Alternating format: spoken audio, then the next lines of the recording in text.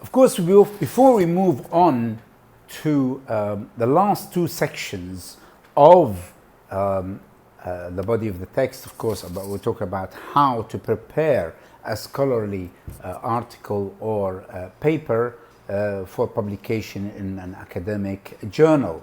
Of course, there's some elements in the conclusion which I wanted to mention, is that sometimes in the case of a term, which is an important term, and it happens to be that you want to mention it in the conclusion, you need to go back to the introduction and insert that term in the introduction so that it does not appear to be that it is new vocabulary that's been actually that you haven't mentioned. So it's important that he or she, as a scholar, should not include or introduce to the reader or to the audience new vocabulary.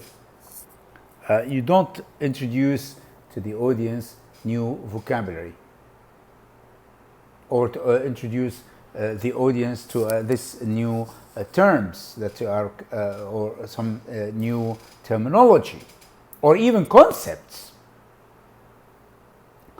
This is what I'm saying about the term. Of course, there's also the interpretations and speculations in the conclusion should be based on facts and not pure imagination or purely fanciful kind of information.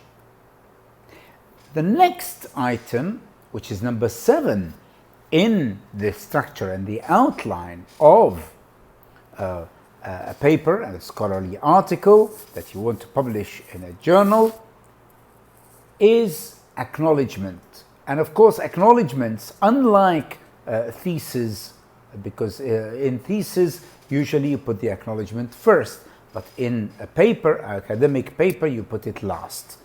So in the acknowledgement, you need to look at also who am I to include? You include the persons and the institutions which helped you as a student or as a researcher in your research. You mention contributors or suppliers who have provided you with some material which is free. And of course, you need to disclose any financial aid or financial support, or if there is a conflict or some sort of conflict of interest that could be seen to have an impact on the results or the interpretations. And this is very, very important. You need to make sure that you have to state that in the acknowledgements, which is number 7.